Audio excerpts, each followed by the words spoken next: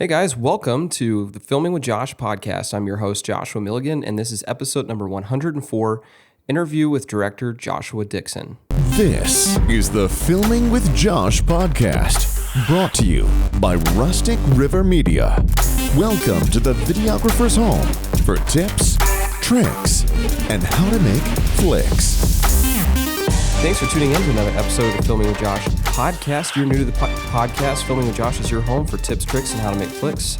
If you are new to the podcast, I want to encourage you to listen to all the episodes we have in the past. We also have a Facebook group called Filming with Josh. That is a private group on Facebook where you can go and join and share your work, ask for feedback, look at tips and tricks and things that I post from shoots I'm on throughout the weeks. So I want to encourage you to go to Facebook, type in Filming with Josh, and ask to join the group today.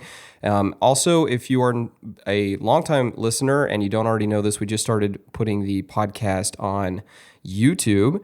And so if you are looking to watch the podcast for some reason, I don't know why you'd want to watch me, but you can go to YouTube and do that now. And if you are listening to this on YouTube, we are also on Apple, Google Play, Podbean, and Spotify. Today, we are welcoming director Joshua Dixon on. Josh, how are you doing? I'm doing great. Doing good, man. Josh is joining us from a long, faraway land that I will save that for when I ask you where you're from. But Josh is originally from Texas, right up the road from me. And we connected recently, and we have a lot to cover on this podcast. Josh, you recently came out with a movie that launched, I believe, a week ago today, correct? Yeah, that's correct. A week ago. Today. Congratulations on that. The movie is called Hellhound, and it is available on Apple Plus. Is that correct? Or Apple TV, I mean? Yeah, it's on Apple TV. It's on Amazon Prime, Fandango, which is Vudu now, and possibly some other places, but it's all VOD right now. Yeah. Awesome.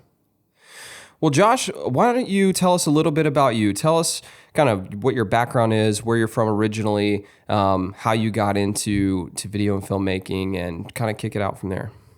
Sure. So, like you said, I'm originally from Texas, right? From Dallas, Texas. Fort Worth, Texas, to be more specific. And I was in film there. I was doing a lot of producing and like directing corporate videos, sort of thing. Fighting amongst, all of my colleagues and peers, for clients. And I was semi-successful. I had a pretty small company there. And during that time, we had purchased some equipment as a Red camera. For all the techie gearhead film guys out there, it was like the first. We had like the first one, and so there was a lot of demand, and I got a lot of unique work like during the first few months. And one of those jobs was an opportunity to work in Cambodia. And so I went and worked on a film in Cambodia as a first AC, pulling focus for this DP.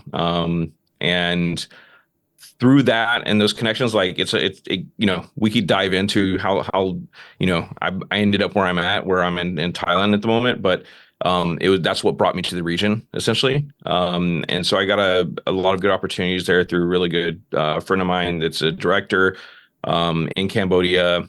And then also the DP that I met there, that kind of like helped set me up in the region. I fell in love with Asia, and started exploring possibilities. And Thailand's really kind of like where the center of that kind of universe is here in Asia, Southeast Asia. So it's kind of where I ended up setting up here. So I set up a company here, probably about 10 years ago now. It's grown in scale, and it's quite large, and probably one of the top companies here now. So that's kind of how I got into the region where I'm at, and that set me up for doing my first film.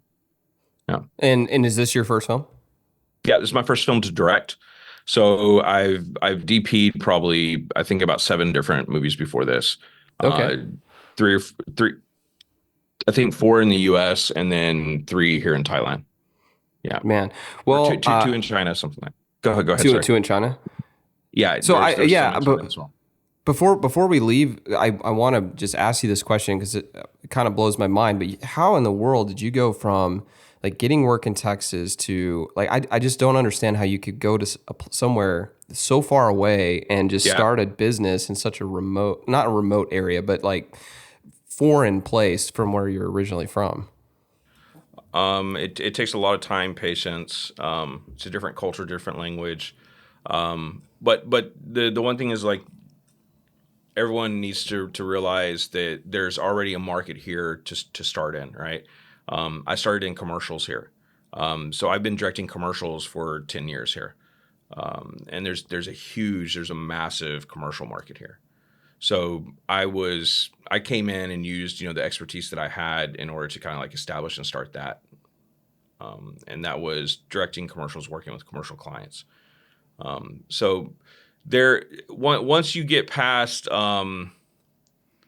understanding, like, I don't know, I guess it is hard, or it's probably more just like surreal or weird sounding to people whenever I say like I live in Thailand. I have a production company here, and it's a it employs a lot of people. Like, so people, yeah, they don't really connect with it, right?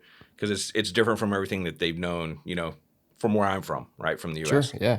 So it's a bit weird probably hearing it, but I think it's perseverance, man. As long as you can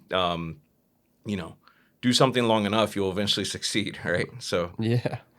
Do you yeah. feel like the market was more saturated in like the Fort Worth area, or where the places you worked in the U.S. versus where you are there far as commercial work goes? So there's a couple ways to look at it, right? So you can look at it in terms of like the workforce, and in the workforce in the U.S. definitely it's definitely more saturated.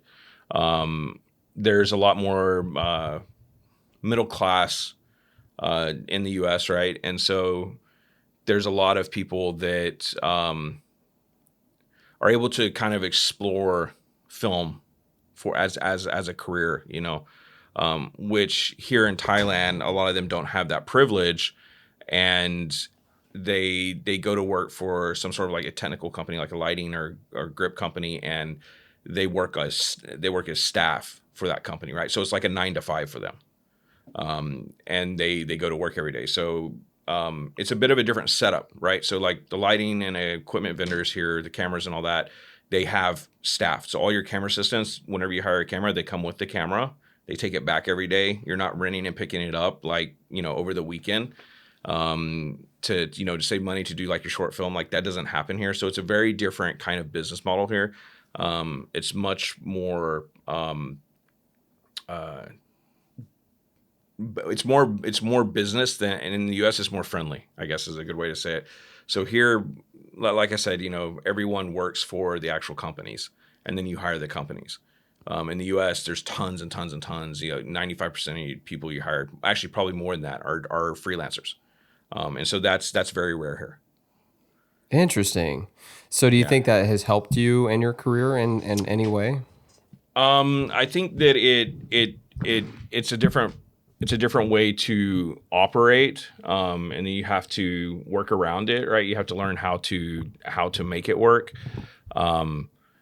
I mean, as a producer, I love it because it actually gets rid of a lot of work. You don't have to hire, 50 different freelancers. You can hire 3 vendors and all your crews are already sorted. That's So nice.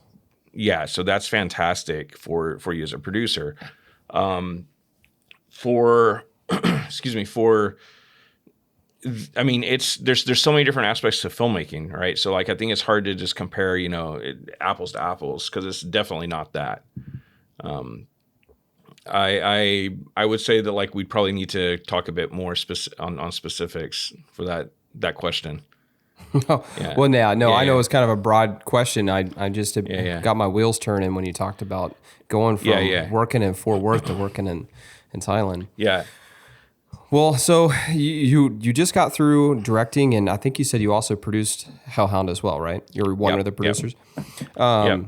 So is that kind of where your career, the direction your career is going today, is more into making movies or films than it is commercial? Yeah, no, definitely. So, So at our company, right, and I reference my company a lot because that's all I've known and I've done for the last 10 years here. We've got several different departments. So I hired a producer here about a little over a year ago, probably close to a year and a half or so ago. And he's done nothing but put together movies and produce movies his whole career. So he's working for us, and he's heading up a new brand that we launched, which is Peripheral Pictures. It's a development company to develop feature films. And so we're on the way. I think we have like about 10 films on our slate now, and we're on the way to develop. We want to have like around 20, and then get at least like 3 or 4 of those made a year. And so he is heading that up, right? And so I work daily with him. A lot daily. We're supposed to like catch up once a week in a meeting, but like I usually end up working with him every day because something exciting or some new development came about that I need to be involved in. So we're very, very much in touch on that, and he heads that department up. His name's Adam, and then I have another executive that works for me. His name's Andrew, and he runs all of our productions.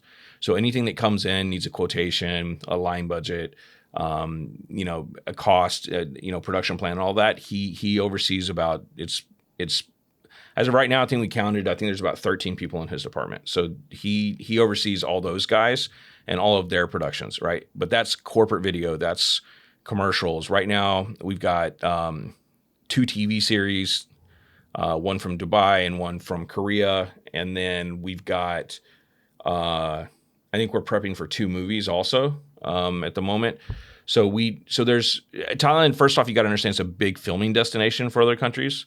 Everybody wants to come to Thailand. It's cool. It's island vibes. It's everyone is very, very laid back here, and it's affordable. So and then the locations. There's lots of locations that they want to feature in these series, movies and such. And so it's a very, very like film very, friendly, very popular place. Yeah, definitely. So that's one of the reasons why we have work here is because it's a popular destination. But so with those guys, and then we have a few other head of departments that work in our company. They do different things, but it's like the accounting department and stuff. So like, I won't talk too much about that. So we've got another marketing department as well. And then we have a post house, right? So we actually have a post-production company where our head of post there, he oversees, I think it's about 6 or 7 people right now that are full-time there. So I'm involved in all of that. And I try to work on mostly like the biz dev, like Monday to Friday, what am I doing? I'm like 10 a.m. to 6 p.m. Like that's kind of what I'm doing. I'm doing biz dev. But amongst all that, I'm really trying to move forward, on directing and focusing on that as my personal career. So the company's operating and it's kind of on autopilot at the moment. And I just have to step in to steer here and there. But I'm definitely trying to focus on feature films. But a lot of that work is also integrated into the company, of course. Sure. So, man, that's awesome. So when you worked on Hellhound, which we'll get into here in a minute, yeah, were you able to use a lot of people from within your company then because of that? Oh yeah. I mean, the whole company worked on the film at some point or another.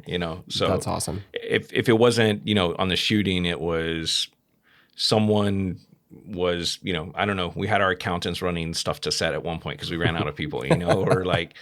We had like the post production team. They have all exported the film multiple times. Because we're delivering to a bunch of different territories, a bunch of different formats. So like Everybody's been involved in one way is Sleepless Night or another. So yeah, that's awesome. That's awesome, man. Well, tell us about Hellhound. I actually watched it, but I want you to tell us, and whether or not you want to reveal any spoilers is completely up to you, but can you tell us a little bit about what the concept is, what it's about, who came up with it, etc.? Yeah. So previously I had been working with, so there's a producing partner of mine. His name's Nico. He and I were trying to get a TV pilot off the ground. And I'll tell you this, like, this is like right over 2 years ago. In the last 2 years, I've learned so much. A very big credit to that would be Adam, the producer I told you about that's working with us now.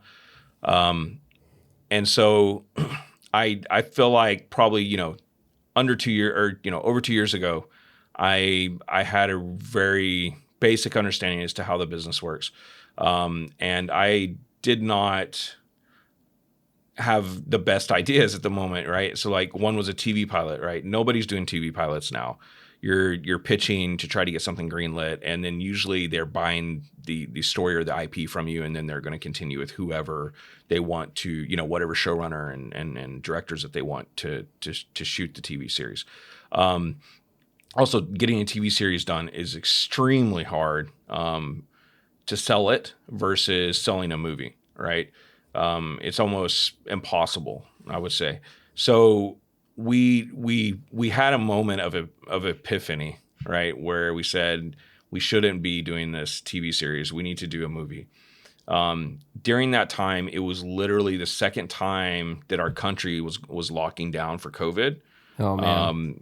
Yeah, and so it was like, that's always a beat. That's a beating, anyways, right? You're excited. You think like you have something that might work, and things have gotten to normal, and then everybody experienced this. It was just like it was like another COVID lockdown, and so I'm not really a writer. Nico, he went to school for it, and so he just started writing, and so we started writing a movie, and I did my best to support him in saying, you know what, just write what you want and don't worry about the budget, which is the exact opposite of what you try to do with an indie film, right? Right. So, but I told him, don't worry about it. We'll figure it out. We're smart. We do production all the time. We'll figure out how to back into the budget, or we'll then alter it, right? But half of my reasoning for encouraging him like that was because I was so tired of not getting our project off the ground, right? I was just like, screw this. Let's just do it, man. Let's figure it out. I'd rather start and then run into problems later than to never start. Yeah, right? that's so great. Yeah. So yeah, it was definitely like, there was some motivation to just get it done. Sure. And so we did that. And he wrote the script, and then I got it back. I read it, and it was just there's explosions, there was all kinds of stuff in there. There was a lot of locations. Yeah, I have that in my notes. There was a lot of locations. Yeah, there's a lot of locations. So like if everyone actually knew like the amount of money that was spent on this movie, they would never ever believe us. It with all, like I didn't take a director fee because it was my movie, my first one, I needed to get it done. Well, I took it for director fee. I'd forewent it, right, and then put it back into the movie is what I did, so that way, I could just get a better movie. But so like, I mean, it was a true, very, very, very true, like grassroots effort, like almost like film school style in a way, which is crazy because like anyone that's ever worked with our company experiences something completely different. We're very much, more of a commercial shoot production company, where we're treating clients, bringing them food to set, like they're sitting in front of a monitor, and we're making sure that they have coffee and all that stuff, right? Yeah, that's typically what I do. Yeah. Yeah. So I was doing the exact opposite, right? I was trying to figure out how I can, it's like going into overtime. I said, okay, look, don't tell me about it. Don't tell me the cost. We'll worry about that later. I just got to get this done. And so we would just keep shooting. And, it was rough, man. It was super, super rough. But we got it done. The staff that I have, they're amazing. And they without them, we wouldn't have been able to do this for sure. I don't remember what your question was, man. I'm I want you to tell us. So tell us a little bit for people who are listening to this who haven't seen the trailer or anything. What is Hellhound about? Yeah, so Hellhound's about. I mean, you could say it's a typical story, right? It's a hitman doing his last job. He's trying to get out, and basically all hell breaks loose. And the way that we do it, though, I think is what's unique to the perspective of the movie. It's very like there's a lot that went into it. There's a lot of heart. There's a lot of visuals. There's there's a lot of actually other layers underneath in the script. And so that's one thing that's cool. I don't want to have a spoiler out there, but the ending of the movie, like, it's very full circle in my opinion. In my opinion. I would agree. Cool. That's awesome. So that was one of the things, one of my favorite things about it, right? So it's just, we did that, and we tried to put in as well, like, a few different points where we're leading the viewer one way and we, quickly turn left. So I think that, like, even though it is about, the hitman that's trying to get out, right? The way he's trying to approach it, and he keeps running into, like, roadblock after roadblock. Each of the roadblocks is unique in that way, right? The story, the different layers. So I mean, it's a typical story, but I think the way this told's very unique. Yeah. So as far as the movie goes, so by the way, congratulations on getting your first directed movie under your belt. Thank you. That is awesome. Definitely something I've never done. I watched it, thought it was great. And I wanted to ask you a few different questions. So one of them I wanted to ask is how big the total crew was, because I think people listening to this would be curious to know, like, how much crew was involved. Yeah. We probably, so, like, the very, very minimum, like, small days was probably about 50 people. And then the bigger days were probably 100, a bit over 100. And compare, maybe for people who don't 120. know this, compare that to, like, what a typical commercial day would be, crew size wise. Just to put it in perspective. Typical commercials is between 100 to 150. 100, for 150. Sure. So, go ahead. Had I not had staff, like, on payroll, like, just to be completely frank, we would have had 35 people, 50 people. You know what I mean? Like, a lot of these were staff. Like, I'm not lying. Like, we actually had our accountants delivering stuff to set, because, like, that is awesome. We're out of PAs, So it's so you have less staff available for this than what you would typically have on a commercial shoot. You mean like our staff working on a commercial shoot? Mm-hmm. Yeah, that's what I was saying. I was trying to compare. Yeah, I was trying to compare, like, crew size on your commercial shoots Sure. versus yeah. Yeah, I mean, if we didn't have, if we were doing a commercial, there would definitely be as much as we had or more, but they wouldn't be our staff, right? A lot of them would be vendors and such. But I mean, like we own the cameras that we use on this shoot, so we did build a freelance team to work with the cameras, but we didn't have a camera vendor, right? So I think there was there's a couple items that we needed that we got from a camera vendor, and they were very, very great, man. Their name's VS Services here. They gave us lighting and camera at a fantastic rate. They're a sponsor of the film, and but I've been using these guys for years, man. We also had 2 other films with them during that month as well. So, we positioned ourselves so that we could try to get the most bang for the buck from wherever we could. Nice. Yeah. So I think it was because of the relationships, though. That's why we were able to have a large crew size.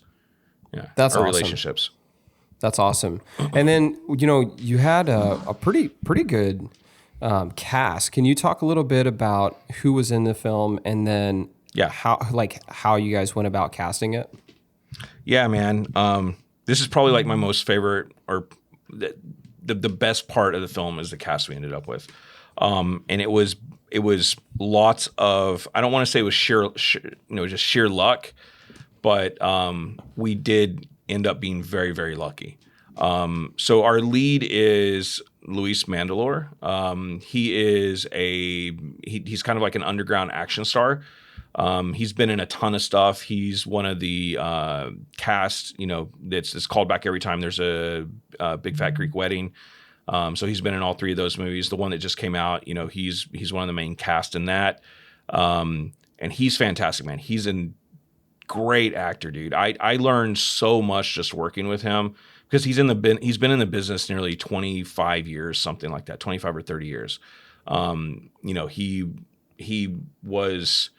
He goes as far back as, like, I think he auditioned for Joey Tribbiani on Friends. Oh, really? Right? Like yeah. Like, he was he almost got that role, right? Like he just literally just a fork in the road sent him the other way. So yeah, I mean he's amazing, man. He's very, very talented. He understands the filmmaking process. He's also a director, right? So he understands the other side of the camera too. So that was invaluable to me, man. I really think if we didn't have Luis, the film would not have turned out how it was, because he was not just 100%. He was 110%, right? He was problem solving literally there alongside us. That's and awesome. You don't ever get a main cast member that does that. Not in the way that he did. And so it was fantastic working with him, man. I'd work with him again in a heartbeat.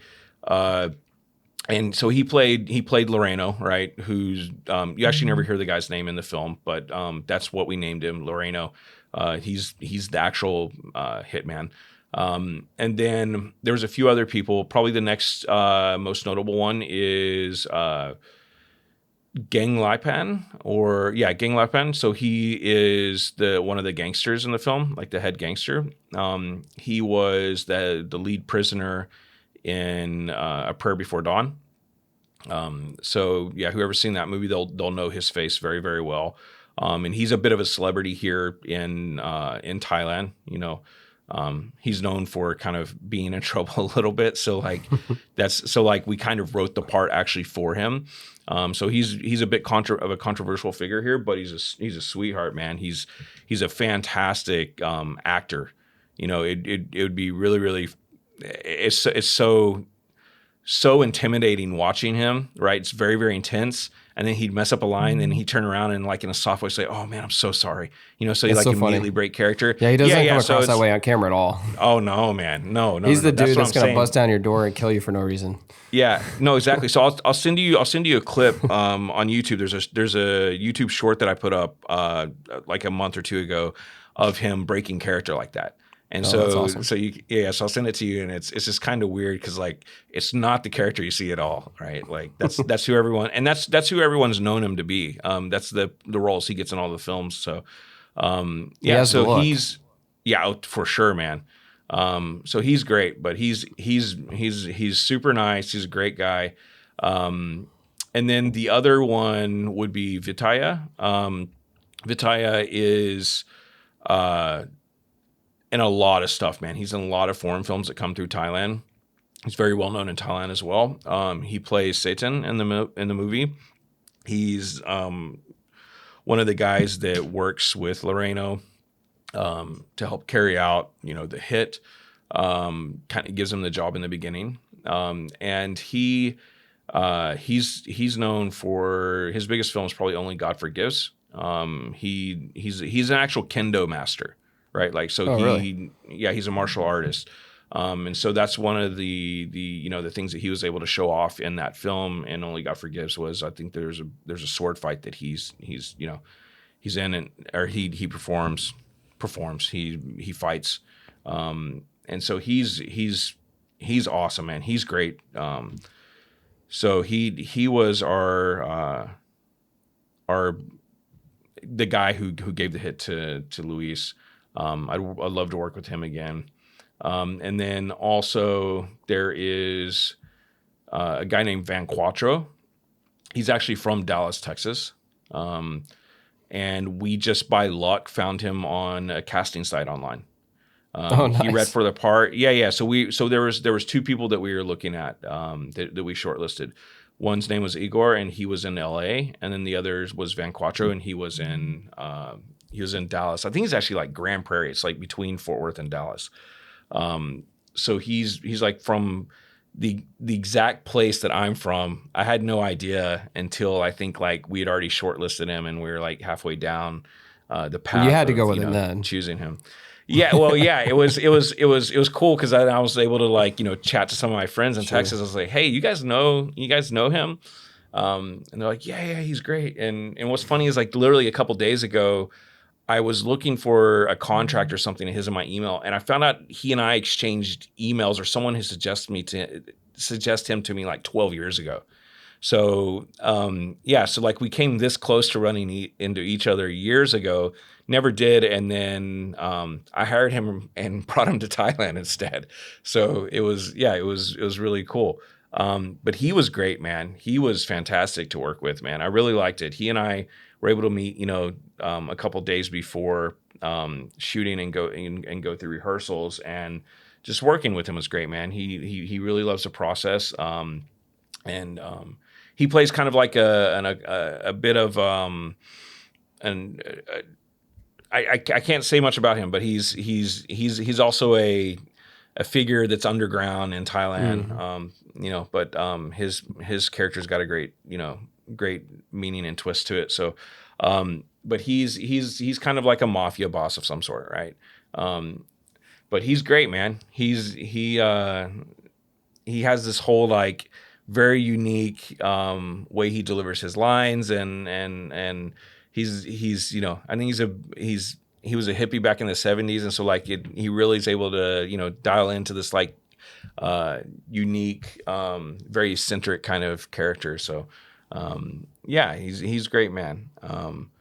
Everyone else, those are the main stars in the film. So yeah. So let's talk a little about the locations. We kind of briefly mentioned it, but man, there's a lot of locations.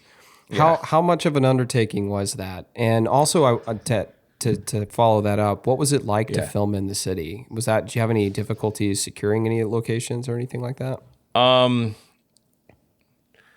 So I would say probably 90% of the movie was shot in the city. And it some of it may have been close set. So like, there's a torture scene and it's in a warehouse of some sort, right? It's still in the city, but it's not exposed, right? We're not outside. I wouldn't say that like we really had any issues. And that's because, our staff they do this all the time. So getting permits for all of that and everything is something that's very repetitive for us. It's a bit of a muscle memory. So, that's really, when I set up my company years ago, my whole goal was to be able to get into feature films eventually. Instead of like just trying to go into it immediately, I kind of had a methodical approach to it. And so this is kind of where we ended up. So I think getting locations in the city, it's not an issue. When we wrote the movie, right? Sorry, when Nico wrote the movie, he had in mind the locations that he shot. So he lives here. Nico lives here. He's a commercial and a feature film DP, and he lives here. So he knew the actors already. He had these in mind. I had them in mind. We discussed that. We discussed locations, right, as he's building the script, and the locations he had in mind as well. So like we already had all of that in mind. So we actually wrote the script for Thailand, right? We didn't just write it and then figure out how to adapt it to Thailand. It was written exactly and specifically for actually all these actors that we hired and the locations. So getting them was no issue. Now, where we ran into issues because of the what we were trying, the sheer like monstrosity that we were trying to pull off. For the amount of money and time that we had was just ridiculous. In hindsight, I probably I would do this differently next time.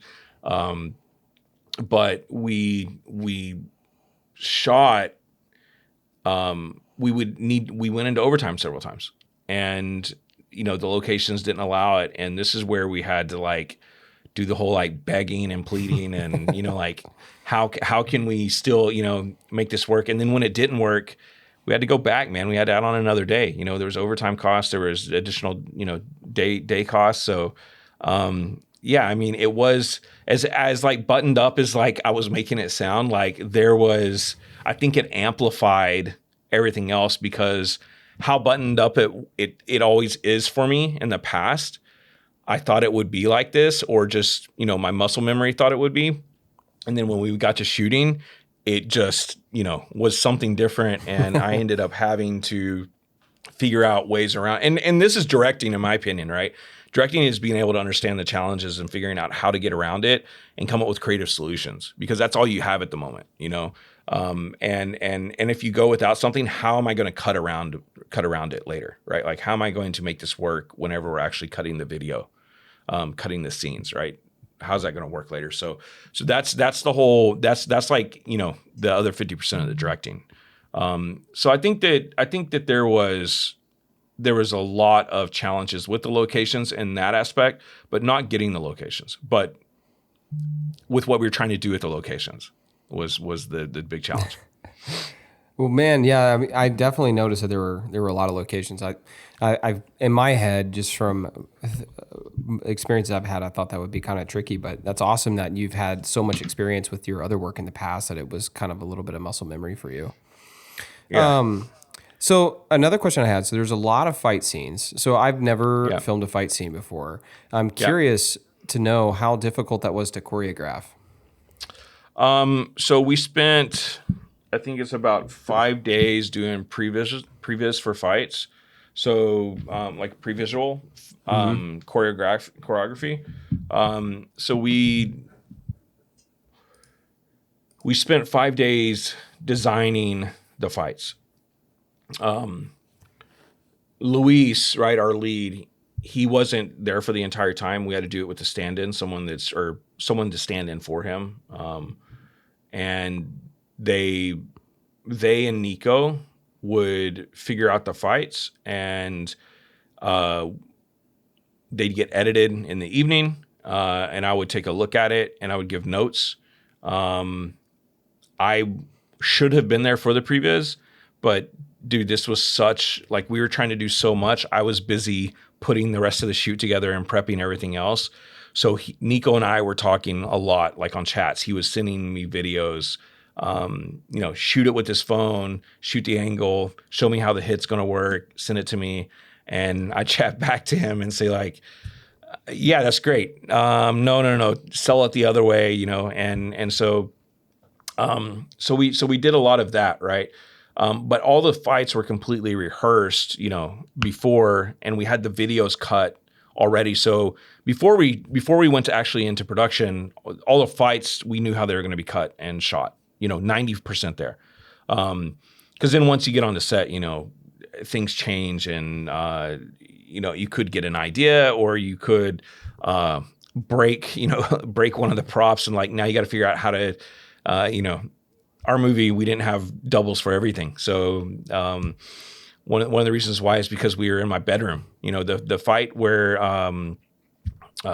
Bijan, the big scary guy, he runs up into the house. That was actually the house I was living in at the time. Oh, really? So yeah. So all the bedroom furniture and everything was mine, and it was destroyed after the fight. Right. That was one of the first fight scenes, right? Yeah. It's in the first. It's probably in the first 20 minutes of the movie. But yeah, like the wardrobe, that broke, they killed, like backed his back into. Those are my clothes inside. That was not planned. Like it just. That's hilarious. And yeah, man. So it was. After that, Luis, told me, first rule of filmmaking, Josh, is you never use your own house for a location. You got to do this to other people's houses. And I was like, okay, well, yeah, lesson learned.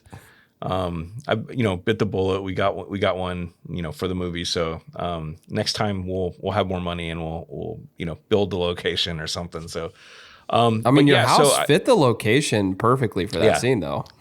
Yeah, my house looked like a safe house. Great. No, I didn't. Yeah.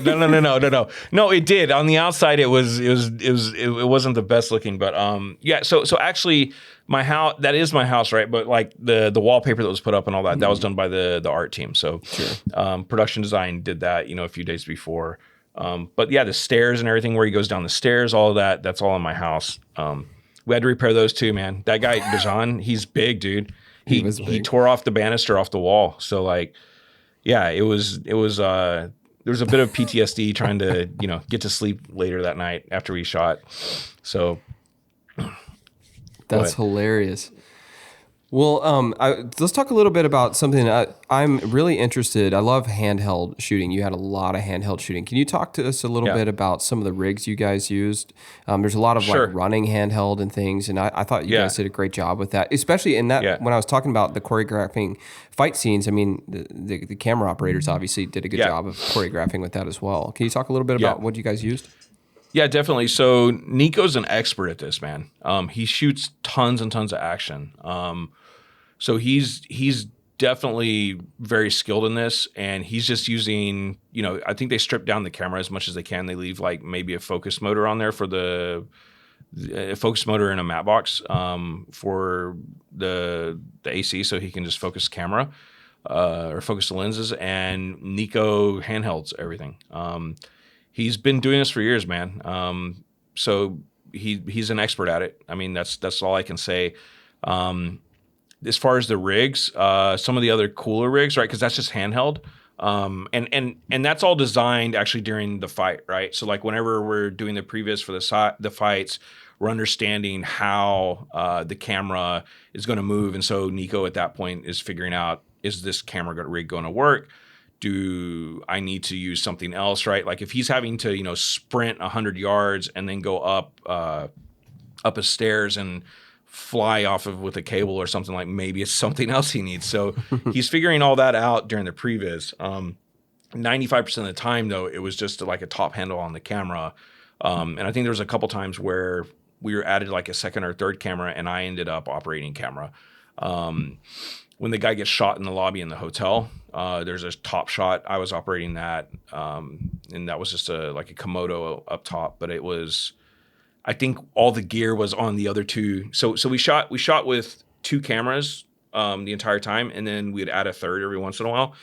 And we didn't have money for a third operator, so I went up and opted the third camera. And all the gear was on those two cameras, right? Like all the handles and everything. So like I was just having to hold the body, and the Komodo has a screen on top, right? Yeah. I don't even think I had a screen. I was trying to use the focus peaking and like just make sure it's in focus, and it's touchscreen, so like I had nothing, man. It was just like me holding that little cube, pointing it down at them. And I don't know what lens we put on there. I guess we put on the lens set from the lens set, yeah, something. But yeah, so it was so those rigs. I would have loved to use Steadicam. We just didn't have the money, man. The Steadicam operator, with his assistant and the gear, it's just was out of our budget, man. This is the one thing that we had to cut. Sure. But I would have loved to have Steadicam the whole time. But it still looked really good. Well. I mean, it felt it fit the feel and the vibe of the film. I felt like. Yeah, I mean, we had lots and lots of dolly stuff, right? So we set up dolly and we mimicked what Steadicam would have done, right? Sure. Quote, that's how we got around it and how we were able to keep it dynamic, in my opinion. If we hadn't had the dolly, then I think it would have turned out a lot less dynamic. It wouldn't have, because in the movie, right, like a lot of movies are completely handheld, and they should be, right there. But this one really had a lot of places where we needed to set up something visually, and it really conveyed a mood and a tone for that particular shot, and that's where the dolly came in. Yeah, I like the dolly shots you had in there. Thanks. Yeah. So you mentioned a Komodo. What did you shoot everything on red? Yeah. So because that's what we own. So Nico owns a camera. Our other producer, who also was another camera operator on the film, his name's H. He owns. So they both own red somethings. Red. It's like a V Raptor, maybe. No, it's the 5K. Oh my god! They're probably 2 or 3 years old. Gemini. I mean, this is because they're great for low light. Right? Yeah, Gemini. Yeah, so the Gemini sensor is great for low light. So they both had Geminis, and that was we used that because this whole movie's like 90% of it shot at nighttime, maybe 90-80%. So we used Geminis, which I think that was kind of like we even wrote it to be at night because we had the Geminis, something like that, right? Like that's awesome. Like we literally like flexed our muscles that we already had as much as we could. Play into your strengths, man. Exactly. So like that was the whole idea behind the concept of how we got this movie to finished, and that's where we made up where we lacked. So we shot Geminis, and then my company has a Komodo. So like the shot from inside the taxi where the guys are shooting at the taxi. Like there's a shot from behind, like that's the Komodo because we could just get it up into the window, right? Yeah. And so like, you know, we had some AC prepping that while we're shooting that big fight scene with the motorbike drivers, taxi driver guys. So that was the reason why. So we used a couple cameras on that fight scene, and then the Komodo was being prepped for the taxi scene after that. So one it was the Geminis. The reason we used them is because of low light, and we owned them, right? Then the other is the Komodo because we could fit it in places that we needed. There's a couple places we had to still shots. Talking about permits, but like there's a couple places we had to still shots. I won't go into, you know, that too much, but the Komodo, you can do that because you can put it in a bag and, you know, you put like a DSLR lens on it and it's small and, you know, you can sneak it in somewhere. So Yeah, I've definitely done that.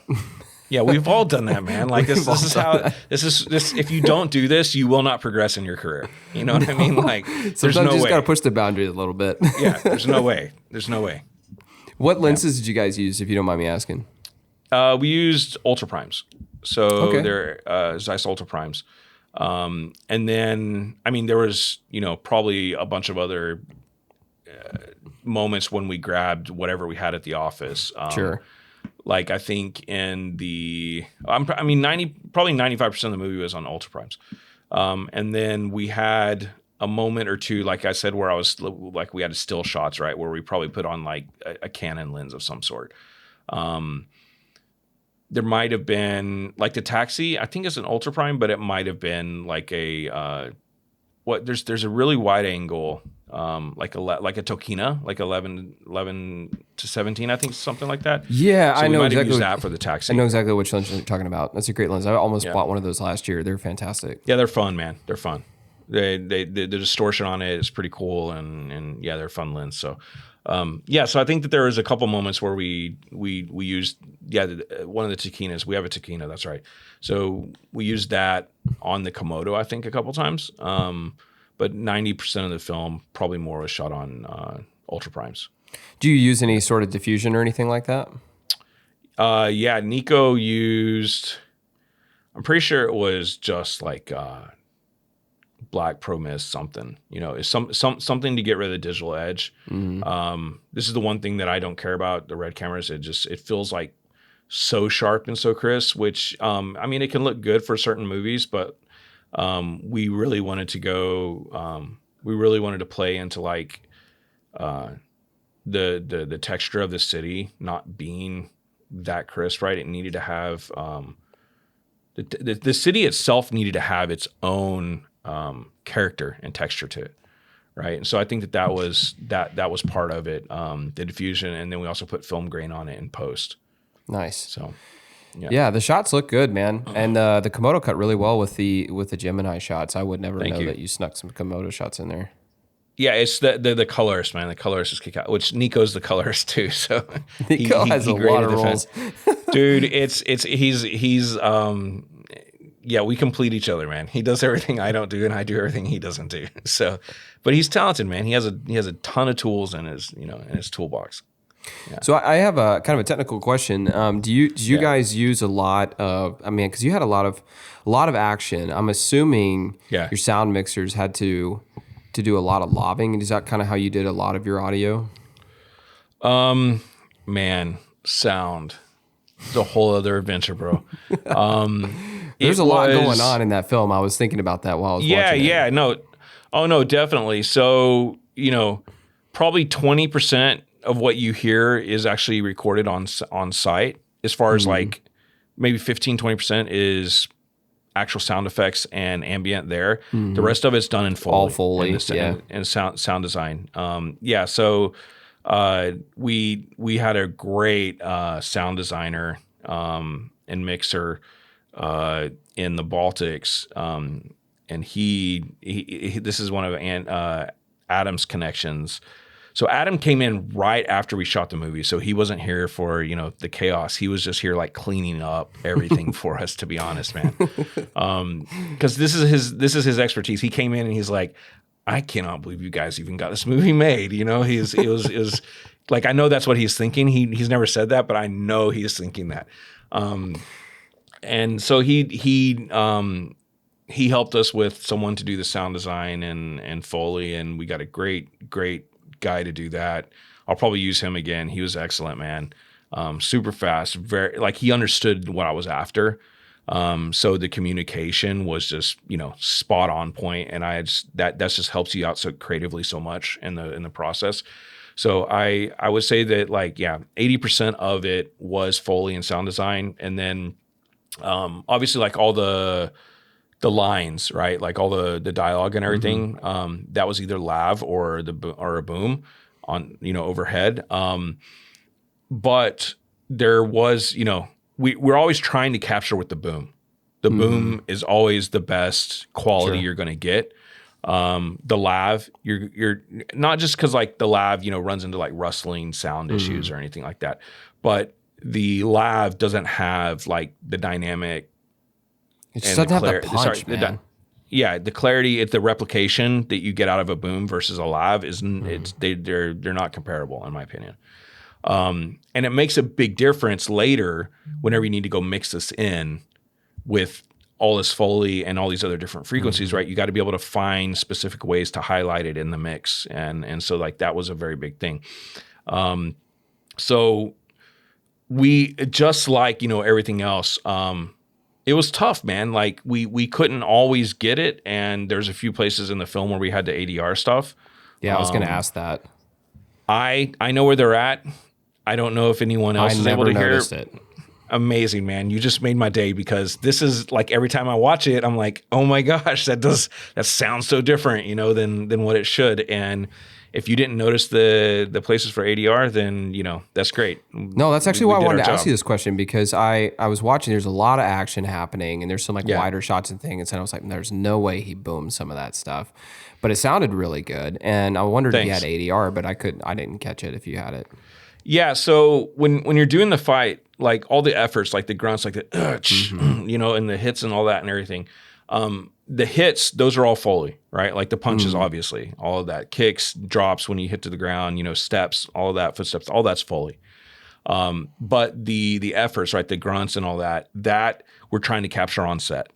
Sure. And if the sound mixer, actually, not even if the sound mixer doesn't think that it was decent, the recording quality of it, right? Not the performance, but the audio that was captured, we'll do wild lines for it after, right? So we'll have everyone be quiet. We'll literally have them run through, like, they'll sit there at the mic and go, like that, right? So that we have these little bits that we can mix in later, right? And so we give that to the sound designer and the mixer, and then they put that in with the fight.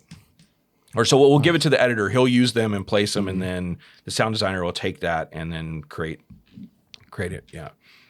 So, yeah, it was great. It was a great mix, man. I really enjoyed that. I was impressed. Thank you. What about, like, lighting? What kind of lights did you guys use primarily? And also on that note, did you ever have to, because you mentioned that you had to it was kind of grassroots. Did you ever have to go all natural sometimes? A lot. Gosh, dude, probably more than half of the film we're using practical, because it's at night time, right? So there's not a lot of natural lighting. Sure. There's practical, right? So we used a lot of LED tubes, Really? Asteras, that sort of a thing. Yeah. So we used probably, I think we had 6 or 8 of those, and that was probably what we lit almost the entire movie with. Bangkok awesome. has that feel, though, right? Like, it's very, like, there's a lot of neon and dark alleyways, and so it kind of, like, goes with that. And that was also the tone of the city that we were after. So the LEDs worked a lot, and if there wasn't, if we didn't have enough, we would try. We're always trying to figure out how the best. So not only, like, what's the best way to tell the story with the camera moves, but the best place to do it, right? The best spot to perform, to have the action perform in, right? And that can be, there's a lot of things that go into directing that. And that is camera movement, where we place the lights that we have. If we don't have lights, if there's practical lights there, let's see what the practical lights look like already. So there's a lot of consideration and thought process. It's not just like you do it this way every single time. So especially on a film like this, right? Like we didn't have the budget to be able to say, okay, we're going to recreate the lighting on every setup. So we were going in to, and even back when we were writing the script, right? When Nico was writing the script, he had locations in mind where he knew automatically. It's just, he doesn't have to think about it, man. It's in his brain already. I know the lighting works in this way there, so I can tell this sort of story and mood there. And so the whole movie, like you said, playing your strengths, right? Like the whole movie was done this way.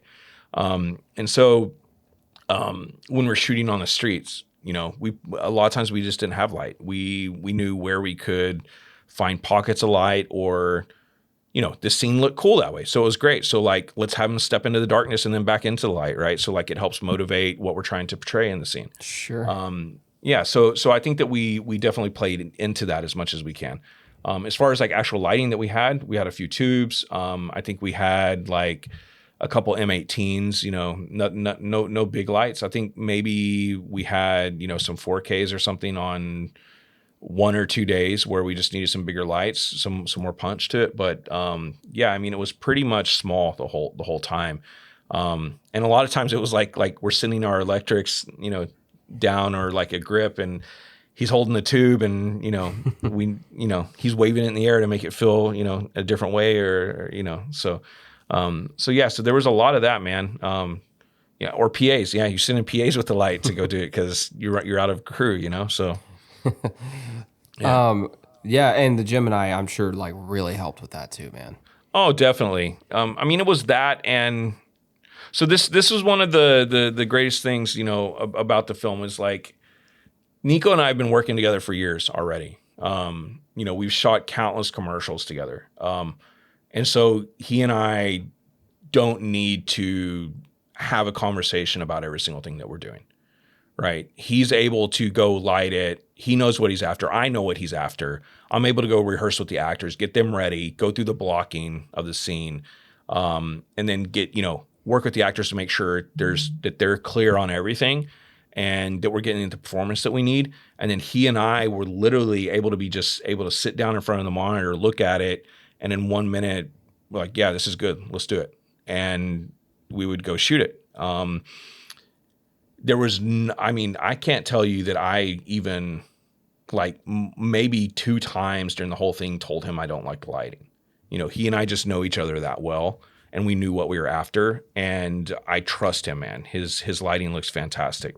And I was a DP years ago, man. So lighting is something that is very, very important to me and that I know very, very well.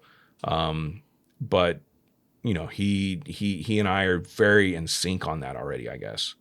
Yeah. That's awesome. Yeah. Well, I was going to ask you, switching gears here, a little bit about some of the music. Was that all original, or was it some of it sourced? It was all original. Okay. Yeah, nice. There was, everything. I mean, there was a couple tracks that we licensed, I believe. Don't quote me on that. I believe we licensed a few tracks. But like there's a karaoke scene towards the end where there's some Thai music playing in the background. Like that's licensed, but that's not really soundtrack. That's kind of like background sound design. Sure. For the karaoke room. So it's more ambient, but the everything else was scored. So there is a composer here in Bangkok. He's an Italian composer. He's been here for, goodness, probably 30 years. Very, very well known and established. One, like the top guy. We begged and pleaded until we could get it, to a place we could afford, which we still couldn't afford it, but we paid it anyways. But we begged and pleaded, and then so my first like career that I ever tried to make happen was music. I played in bands for probably about 10 years. And so I have a very, very big background. There's a very, very heavy background in songwriting. And so he composed it, and I went in and I worked with him a lot. So I think I spent probably 5 or 6 days total with him going over the music for the film. And there's a theme. I don't know if you noticed that, but like it plays at the very end and it plays throughout the film in several different areas. But like in the end credits, you hear like a very clear, isolated version of it. So it was very, very important for me to get a melody that was catchy and stuck. It's written in minor though. It's like very sad sounding, right? So it's very moving and emotional in that way, but it gets stuck in your head, in my opinion. And I hope it gets stuck in people's heads. That's the whole point, right? I want this to last and make them think about it after. So I made sure that melody's probably in there about 4 or 5 times throughout the film. In very important areas, like when there's a big change in the story. So I worked with him. That's probably what I worked with him a lot, was developing this melody. I kept asking him for things over and over and over. And I, you know, to be honest, I wasn't happy with him. And then he got this melody and I said, this is great. And then he said, that's the theme. That's the theme for the film. And I said, perfect, let's use it. And so we did. And so, then after that, it was just really, I was critiquing the music throughout it, right? Figuring out like, let's slow down the tempo, or let's take out stuff. Let's make something crescendo here. That sort of thing, you know, change the tone of it, because the music changes the entire tone of the scene, right? So mostly I let him work and write the music, but I just gave a lot of input. And then whenever it was, you know, it was too over the top, right? When the scene should be like more solemn, or, you know, or the opposite, like that's where I would start to give input, and we would continue to work until it got to a place that worked for each scene. That's awesome, man. Yeah, I thought the score was really good. That's one of the you. reasons I wanted to ask you about that. And I did notice at the end how that was kind of the theme that was playing throughout. Yeah. I guess another question I have is, so what do you think like the biggest challenges? I mean, obviously budget was one, because you mentioned that. What are some other of the bigger challenges that really stuck out to you? In just creating and doing creating this whole project, it could be any part of it. Man, so I mentioned earlier, I'm not just I'm learning the business of film also, right? And so after completing your film and having a cut, then you've got to do something with it, right? This is where I think like 99% of everyone that wants to be a director, they get completely lost. And I've been in business, the film business, right, for a long time. And it's not necessarily been in buying or selling, you know, films, but in creating them, right? I've been working on film sets for years. So there is this whole like first half that I know very, very well inside and out. And then there is the second half where, in order for your film to be successful, it's got to sell. You need to make your money back for your investors. And then you need to get to your next film, right, to continue your career. And so like that was the thing that I've been focusing on so much the last year and a half. So after we shot the movie, we cut a trailer and had the trailer out in about, probably 2 months. And then we went to AFM, the American Film Market in LA, Santa Monica. And we took meetings with, probably, 60 different sales companies. Until we found a sales company that was a great fit for us, to help to help get the movie into the hands of Saban, who's distributing the movie in North America. And we've been successful in like the ROI now, right? Like so we made a successful movie, sold it successfully, and have reason to go on to the next movie now. Nice, that's awesome. So yeah, thank you, man. So like I think that's the other big piece of the puzzle, that all these people that are wanting to get into film, they don't even know that piece exists, right? So that's a whole other thing. So like, and then post-production is probably the other big thing. So directing a film is only half of the movie, right? Creating the actual video, the actual movie file, right? In the end, if you have it, the other is you have to get through post-production. I fortunately have been involved in post-production for a long time. So I manage a post-production staff as well, right? So we've got some VFX artists, and we've got staff colorist, and we've got a lot. Probably, I think we got 3 or 4 full-time editors, and so I was able to utilize that. We're able to put together the assembly. I actually edited the film like 2 times on 2 different cuts with 2 different editors, so that I can really kind of wrap my head around different ideas that I thought would be difficult for me to see without that. And so we continued with one of the cuts. Producers will tell you never to do this because I just wasted money, which I did. I did waste money with that, but I get why you did it though. Yeah. It's. I don't think I'll ever be able to talk a producer that hires me into doing that again. But because I was one of the producers on the film, like I just did it. So, but yeah, I think I think that was a great thing, because like certain scenes from each editor, I could see a way that they did it differently, right? So I was able to kind of understand what we had more, full. So that was cool, man. But post-production is the other tool, the other challenge, right? That I think that is very, very difficult. Because once you have your offline cut, then you've got to go to color, right? You got to grade the film. You got to go to VFX. Then you got to do VFX and oversee that.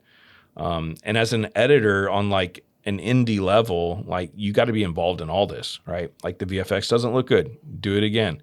And then you need to be able to suggest to them how to make it better, right? And if you have no expertise or you've never done anything in VFX, like you can only say make it better, and they're like, "What are you talking about?" Right? And so like it's a very, very there's a very big communication issue at that point. And so I think that like that's one of the things that people like other aspiring directors they need to definitely keep in mind, is like you're going to have to communicate on a lot of stuff. And you may say like there's no VFX in your film, but there always is going to be. There's going to be a logo you need to take out. There's going to be something that has to be done, right? But yeah, so there was like probably 90% of the guns in the film were practical effects, and then the others were muzzle flashes. So, were digital muzzle flashes. And so I spent tons and tons of time with our VFX artists getting it until it looked real. And I hope they did. I hope that you can't tell which ones are fake and which ones are practical. I mean, I did not to the point where I ever even looked at it. I mean, it just looked real to me. Awesome. Yeah. Great. Yeah.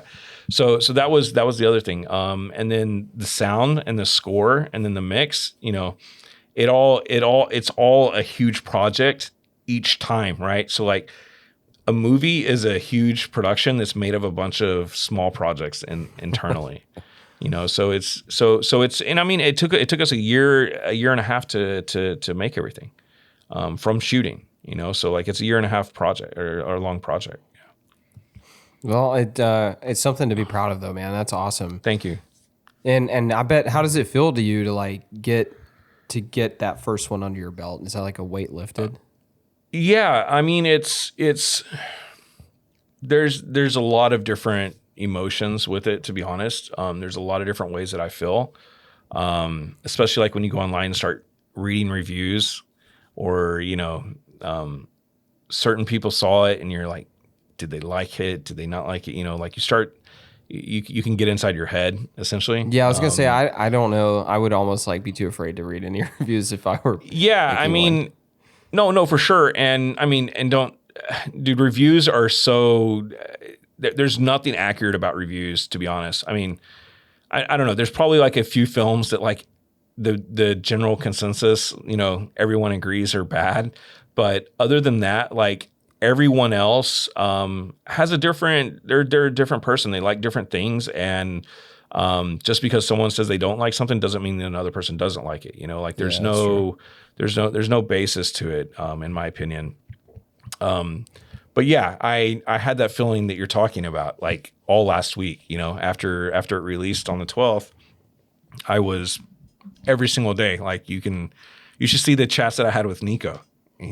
I'm sure he was getting tired of me sending like screenshots of our reviews and stuff. So, you know, I was like, what's that? What does this guy mean? You know, no, it wasn't that bad, but, it was fun, man. It was cool to see it. And, I mean, it's actually, it's really nice to read a review whenever someone gets something in the film that you were trying to communicate. Even if they don't like your film, but they're able to say like they were communicating this thing. This was the underlying thing, you know, story in the film. And that's really, really cool because that means that we made people think, right? And the viewers were able to take what we filmed, edited, put on a screen, and then managed to find a sales deal. And then they were able to, through all that, they were able to see it in the end. And then what we did stuck, right? Like that's really, really cool, man. That's probably the coolest feeling I've ever had in my life. Yeah. Well, I will tell you, there were a few moments that stuck to me that I remembered. One of them kind of like gave me a nightmare going to bed, but it's the, okay. I don't want to spoil anything, but it was a moment, it was a conversation. I think, is his name Satan? Satan. What's his, Yeah. Satan? Yeah, Satan. Satan, like literally Satan. It's supposed to be a Burmese, like a okay. Burmese name. I don't think that we even ever mentioned that in the film either, but it is Cetan, not the devil, but sounds like it. Sounds like it. Well, it was just a moment, and again, I won't spoil anything, but there was just a conversation he had where he was telling a story where he was recounting, I think, another hit he had been a part of, one that I guess when they're in the cafe, right? Yeah, and I like almost had to turn it off because I was like, man, because I have two young kids, and I have a little boy, and I was just thinking about his conversation, and I was like, dang, dude, like that. That was. You didn't have your kids watching the movie, right? No, my kids were asleep. Okay. My kids were asleep. Okay. But still, I was like, wow, man, that's intense. It just didn't go the way I thought it was going to go. His story, Sure. and I was like, dang. And my wife's like, man, it's I don't like know. That's it's like dark. that story's amazing because it's the ultimate like it's the worst situation that could literally ever be the derived worst in the world. Yeah, I went to bed sick of my stomach, to be honest. After that, I was like, dang, dude. Wow, man. But you achieved that. You definitely conveyed an emotion because, like, I had a lot of mixed feelings after that. Well, thank you for allowing me to mess with you like that. So, no, it was great. Yeah, I mean, I don't necessarily like a story like that in general. Yeah. Makes me sad, but I like. No, but it was important for setting up. That character. Yeah, it was very important for setting up that character, and I like it when a movie has a moment like that really kind of hits you. And like I thought about that moment several times today. So you were successful there. Man, thank you. That's awesome. You bet, man. So any memorable moments that really stood out to you? Anything that it could be good or bad that just really stands out to you? Yeah. So through the whole process, it was a learning experience too. Every film that you've ever been on, you know, like you're always learning stuff. So I would say that like I learned how important, you know, the collaboration process is. Like I already knew it's important, but the whole collaboration process on actually getting your film out there and in a place to where people can purchase it is the most it's the biggest puzzle thing. You know, it's the biggest puzzle piece. It's the biggest piece of education that I got out of this whole thing was that. And so I think that, let me back up even further. So we purposely wrote, like as much as I say like we played in our strengths with everything, we also understood that there is a specific place for a genre film, right? Action, horror, sci-fi. These sell really, really well in the indie market globally. And so we made sure that we were creating the movie in a way that we can, it's marketable, right? And we also used a name talent that we knew was already selling in these markets, right? Luis. And I'll be ever, eternally grateful for him doing this film, man. He made us, he made it work, man. He was great. And so with all of that, so like as much as creating the movie that there is to it, like being fun on set and being a director and writing your script and your screenplay is, amazing. And then you get the actors you want, and then going through post-production, right? There's this whole encompassing plan for the whole thing, right? And that is when you start out with the script, do I have a script that can be successful, right? And that doesn't mean it's written well or it's just completely engaging, but it's also the business side of it. And so you're trying to find this, like, you're trying to ride this line all the time, like between like quality movie and sells, right? Quality movie and marketable movie. And so like that's the biggest thing that I took away from the whole process. And now that I understand it a lot better, it's great because when I go into to creating my next movie, I'm trying to keep. I want this to be a muscle memory, right? I need that to be, just automatic. That turns on whenever you read a script and you're like, hey, can I make this movie or not? You got to understand there's also people putting money into it. And yeah, you maybe you're a cinephile and you're a purist in that way, but like when you're asking people for money to put into films, like they also earn that money and that's their money, right? So like you do have responsibilities to them as well. So I think that as a filmmaker, as a director, there's one thing, but then whenever you're producing, you're actually packaging it and you're going to go sell it. Like there's so much to be considered and so many different ways to do it as well, right? Like every producer has a different connection, or, maybe there's people you can, have a co-production with and they can help with sales in another territory. So like it just spider webs out into a bunch of different ways. So I think the business side of the filmmaking is the answer to that question. That's awesome, man. Did you ever think at any point in your career you'd be here doing this today? Did you ever think that actually happened? Yeah, I did. And that's not to not to sound cocky. I always have thought that that's kind of like where I was going to aim at was directing. I mean, to the point of where I set up my company 10 years ago to first work in commercials so that I could get into feature films. That's literally was the plan. And I was very, very fortunate to be able to execute that. And now we're at the point where we're able to have a feature film division and actually be able to, like, we're accepting other scripts right now. Like I said, we've got about 10 films on our slate right now that we're developing. And so that development company was a missing piece that I didn't know existed, before probably a couple of years ago. And now I understand, hiring Adam, bringing him in, he's, the glue that holds everything together. And he's an expert and I let him make the choices, man. He's really the guy that runs it. So, but I think that, I knew that I was going to be involved in creating feature films in some sort of way. Directing was the goal, but I knew that it was always going to be either producing or putting the deals together, because entrepreneurship is something I love too, right? I love creating businesses and running them. So that was something that definitely I knew I would get into it somehow, right? And I was pointing in that direction, yeah.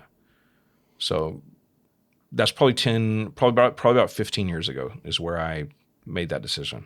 Yeah. From the original Red to living where you live now and getting your first film out. That's awesome, man. Yeah, man. Do you still have that? Journey. Do you still have that camera? No. It'd be cool if you did. You have that like on a mantle somewhere. I think my old business partner in Texas still has it. Maybe. I don't know, man. You gotta get that back. Maybe. I think it would cost more to ship it than it's worth, you know? So Probably. it's quite outdated. So I had a professor in college who had one of those when it first came out, and he was like so pumped about this new company. it was awesome. It was an awesome time, man. When those came out, like it was all of a sudden indie film could be affordable, you know, because you didn't have to shoot on film, you didn't have to get it transferred, you know, to digital, and things were attainable. It was a bit of a revolutionary piece of equipment, you know. Yeah, and they've come a long way too. It's gotten even more affordable for people. For sure. So, my last question about this movie in particular is just what are any things that stand out to you that you would try to do different next time? More money is the first one. Yeah, we need more money next time. More money, better planning. I mean, it's just it'd be like I said, this last time I was very, very much of the mindset of I've got to get it done. You know, I've already shot 80% of the movie. I can't stop now. I got to complete these scenes no matter what, and we'll figure it out later. And so that is a great attitude. If you can afford to do it, and I was in a position right where I could figure out how to make it work later. This next time around, I want to plan better so that I have a more polished movie, right? I want something it worked for our movie because our movie is very, very gritty, right? It's very, like I said, the city has its own character to it. And so the next movie, I want to have the option to do something different, more polished if I can, you know, a bit higher end looking. And so I think more planning for that is going to be a big thing. You know, I'll probably hire a different crew in different areas. Man, I mean, my office staff, like my office manager was our script supervisor. Like I taught him how to do script supervising 1 week before the film, bro. Like it's like, I'm not going to do this. I'm not going to do this next time. That's it. Yeah. I'm not going to teach my office we actually manager. found him at a restaurant. He was a waiter. Is that, dude, I'm telling you, man, like that's not far off. And so I'm not going to do that again. But I think that, I mean, it's just, it can continue on this path, right? Like continue on the path that I'm on. It's you know, it's just going to get better. We're going to improve next time. Sure. Naturally. Yeah. Yeah. So I think that that's the big takeaway is to keep moving forward. Keep moving forward and use the people that you enjoy working with and get more money next time, you know, so. Yeah. And are you wanting to stay in the kind of the action genre, or are you looking to go into other directions as well? No. So I'm not tied to action per se. Like I think, you know, any level big budget movie, if it's not like a rom-com, there's some sort of action in it now. And so I think that action will still be a part, right? We'll still need to do some choreography, maybe some previs. But the next one that we actually have in the works right now is a sci-fi film. Oh, cool. Yeah, so we're working on that now. Nothing's officially been nothing's been officially announced.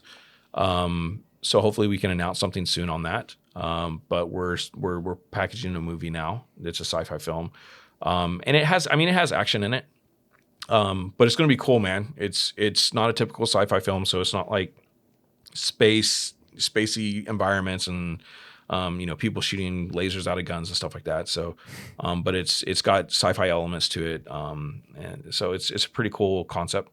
So I'm not tied to any specific genre. No, I'm like I said, I'm trying to keep the whole that business plan that you got to wrap each movie around. I'm keeping that in mind first, and then within that, I'm choosing scripts.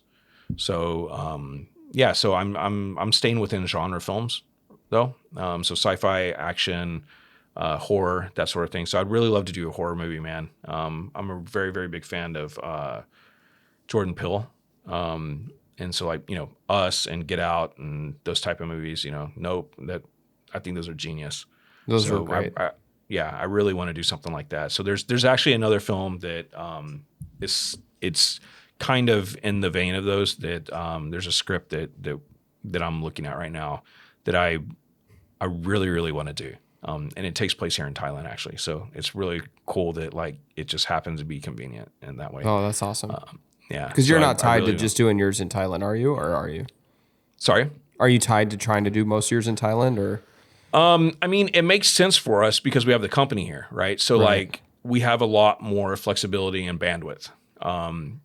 But we do produce a lot in the surrounding countries. But our big advantage is that we can do movies here affordably.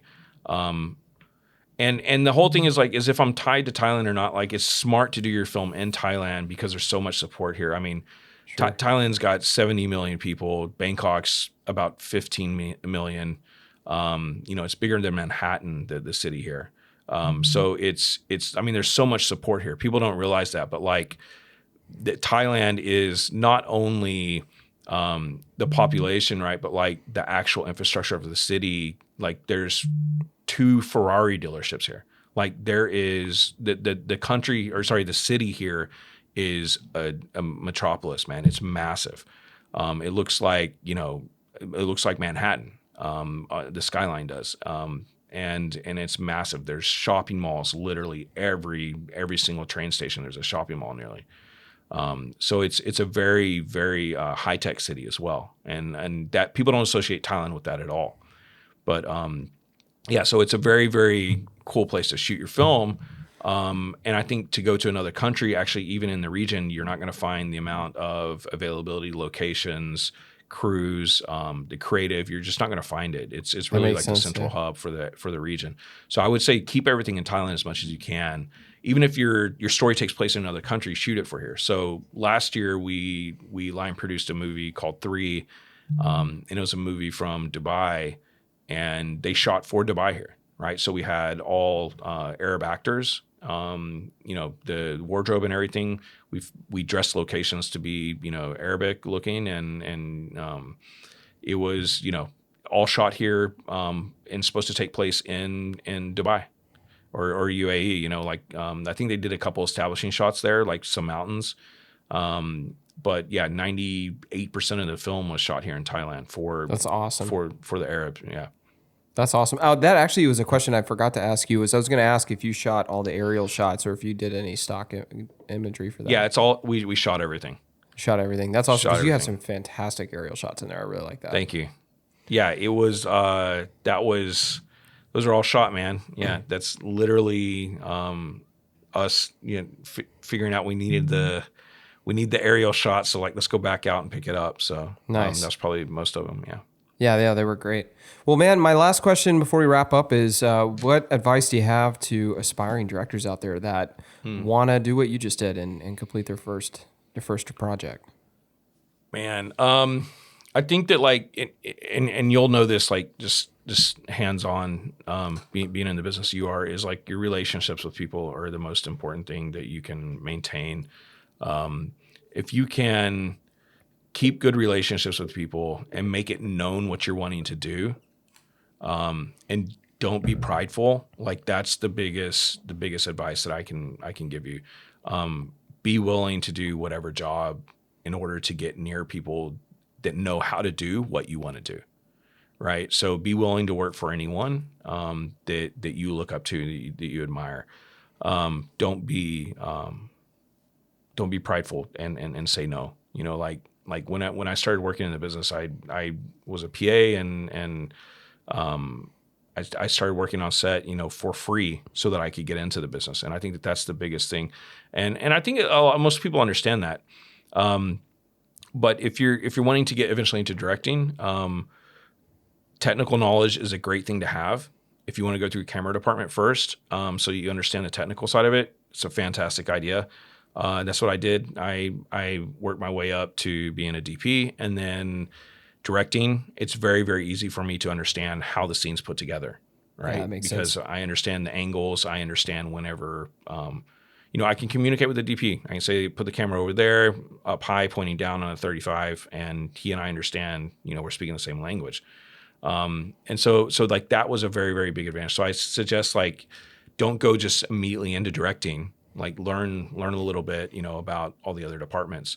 I think that's probably the best advice that I could give is learn from others as much as you can. Don't be prideful. Be willing to do any job you need in order to learn that. And then when you get the opportunity later, be ready to try it. It'll probably be scary, but try. You can't knock anyone for trying. So No, absolutely not. Yeah, a comment on what you just said. Like when I hire camera operators, I only hire guys that can edit competently, because I feel like the best camera operators. Yeah, they know how to shoot so that you can edit. get something to edit later. Yeah, exactly. Yeah. So I think Exactly. like that's along the veins of what you're saying. Like if you're aspiring to be a director, having as much knowledge as you can about the entire process would be really beneficial for you. No, completely. And that's where I feel like as a director that's accomplished, you need to understand that. I've been so fortunate just to be involved with the business and having a post-production company and then also having the production company. So I've been involved in probably every single aspect already just by default. So having all of that knowledge was the best thing that I could have had. It really helped me problem solve on set. Whenever I knew I was running into an issue, I knew how I could solve it later. So I was very lucky. I mean, just to be honest, I was just in a very fortunate position. That's awesome, man. Which I don't take for granted. So, yeah.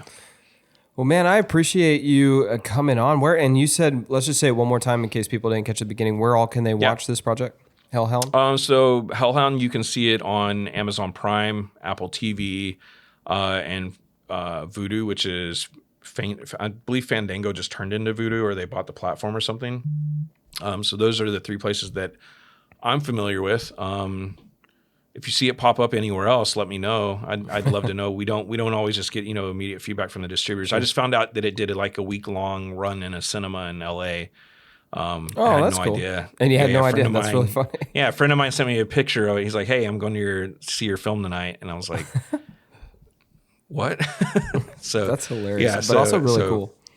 Yeah, no, I mean it's cool. I wish I'd known, because like I would have been tempted to get on a plane just to be able to go, see it for a second. But it's okay. We're having a premiere here on the 29th, so we'll get a chance to see it in the cinemas here. Nice. Because you should have gone to LA, just walked into the theater, no one knows who you are, and just watch it, and then just ask the guy next to you, like, so what'd you think about that? Exactly. Yeah. If there's anyone in the theater, so I don't know. It didn't get any publicity, so I don't know why it was in the theater, but it's cool, man. It is cool. It is cool to think you're like, and that's what I was saying. Like the coolest thing for me ever is to like create this film, and then it went somewhere. That's the coolest thing awesome, ever. man. That's really, really cool. Well, congratulations. I'm really pumped for you. Great project. And thank you so much for hopping on the podcast and chatting with us today. Yeah, thanks, man. I appreciate you having me.